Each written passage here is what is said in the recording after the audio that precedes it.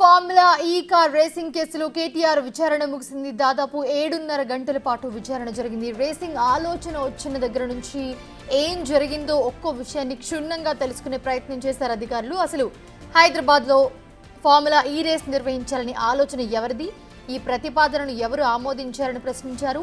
తెలంగాణ మొత్తం మీద ఈ రేస్ నిర్వహించడానికి హైదరాబాద్ని ఎందుకు ఎంపిక చేసుకున్నారని అడిగారు.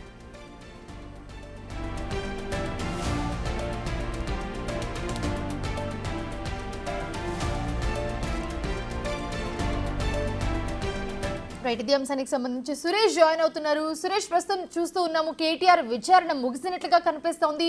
సో ఎలా జరిగింది విచారణ, అప్డేట్స్ ఏంటి? కేటీఆర్ విచారణ ముగిసింది, బయటికి వస్తున్నాడు. ప్రస్తుతం ఆయన గేట్ లోపటి నుంచి బయటికి రావడం జరుగుతుంది. ఆయనకి 6 గంటలకు పైగా విచారణ కొనసాగింది. వివిధ ప్రశ్నలు ఏసీబీ అధికారులు ప్రశ్నించడం జరిగింది. కేటీఆర్కి సంబంధించి ఏసీబీ అధికారులు పూర్తిగా విచారణ జరిపారు. దీనికి సంబంధించి ఆయన మీడియాతో కూడా మాట్లాడతానని చెప్తున్నారు. కాబట్టి ఏం జరిగిందనే దానిపై కేటీఆర్ వస్తున్నారు, మాట్లాడే ప్రయత్నం చేద్దాం.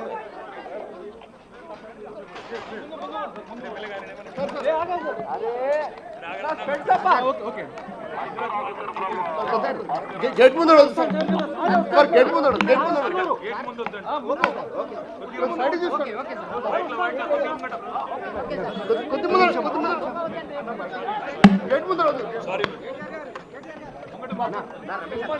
ముంగట మాట్లాడతా గిడ మాట్లాడుతానే అన్న గిడ మాట్లాడు అన్న ముందు మాట్లాడతా రమేష్ అన్న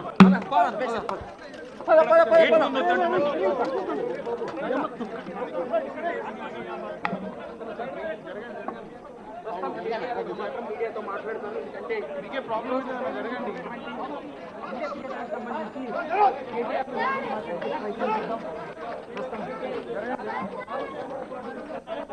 పరశురామ్ని రమ్మనుకో.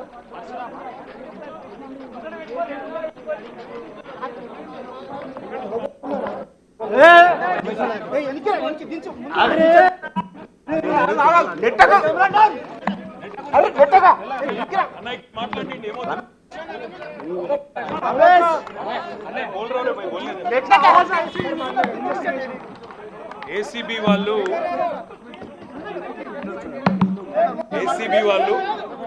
దాదాపుగా మాట్లాడి అన్న ఇక్కడ మాట్లాడి భయ్యా. ఏసీబీ వాళ్ళు అన్ని ప్రశ్నలు ఏవైతే అడిగారో వాటన్నిటికీ సంతృప్తికరంగా నాకు ఉన్న అవగాహన మేరకు, నాకు తెలిసిన మేరకు వివరంగా సమాధానం ఇచ్చాను.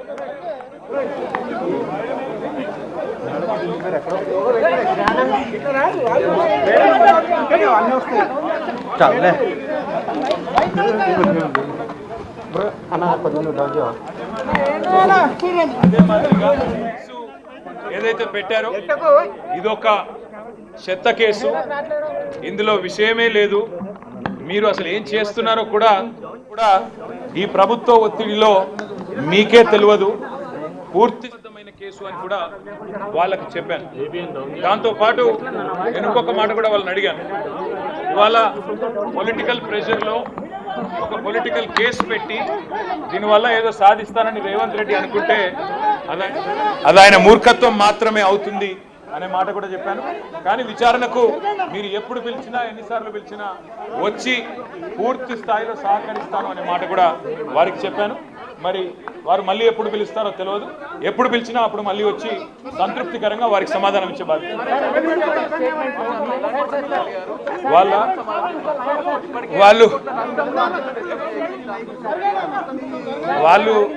వాళ్ళు పాపం రేవంత్ రెడ్డి రాసిన 4-5 ప్రశ్నలు పట్టుకొని ఆ 4-5 ప్రశ్నలే 40 రకాలుగా అడిగారు. కొత్తగా అడిగింది ఏమీ లేదు, కొత్తది ఒకటి కూడా లేదు. ఇందులో నేను అడిగింది ఒకటే, వాళ్ళు పైసలు ఇక్కడికి వెళ్ళి పంపించినామని చెప్తున్నా, అక్కడ పైసలు ఉన్నాయని వాళ్ళు చెప్తుండ్రు, కరప్షన్ ఎక్కడ ఉంది అని అడిగినా. మీడియా మీద దాడేందుకు? ప్రాబ్లం ఏంది? ఇక్కడ మాట్లాడితే ప్రాబ్లం ఏంది? ప్రాబ్లం ఏడుంది? మీడియా పాయింట్ ఎక్కడుంది? ఇక్కడ మాట్లాడితే ఏం వచ్చింది నీకు? ఏం ఇబ్బంది అయింది? ఏం ట్రాఫిక్ అలో చేయాలా? ఇక్కడ అన్ని బ్యారికేడ్స్ పెట్టి ఎందుకు ఇంత భయం? ఎందుకు మాట్లాడితే మీడియాతో? మరి భయం కాకపోతే ఏంటండి? అదే మీ డ్యూటీ మీరు చేస్తున్నారు, సరే వాళ్ళ డ్యూటీ ఏదో వాళ్ళు చేస్తున్నారంట. మళ్ళీ మాట్లాడదాం. Thank you. జై Telangana. Okay okay okay okay.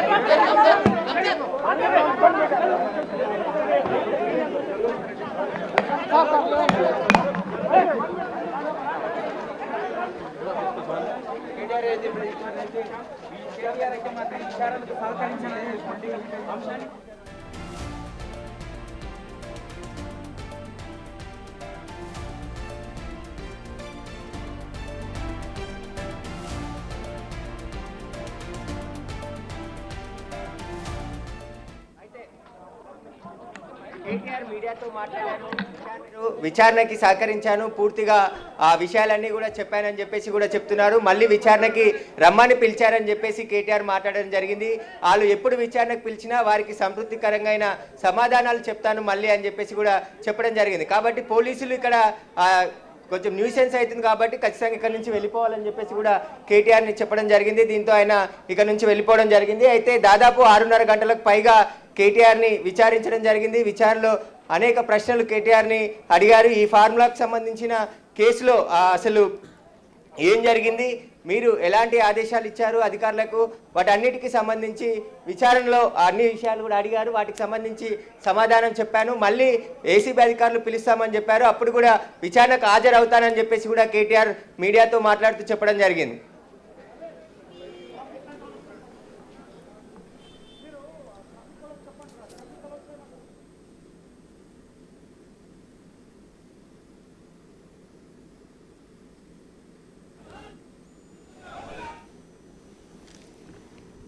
Right Suresh, మరి ఇప్పుడు ఏసీబీ కార్యాచరణ ఎలా ఉండబోతుంది, నెక్స్ట్ ఏం చేయబోతున్నారు, సో మళ్ళీ ఎంక్వైరీ ఎప్పుడు చేయబోతున్నారు, దీనికి సంబంధించి ఏమైనా అప్డేట్స్ ఉన్నాయా?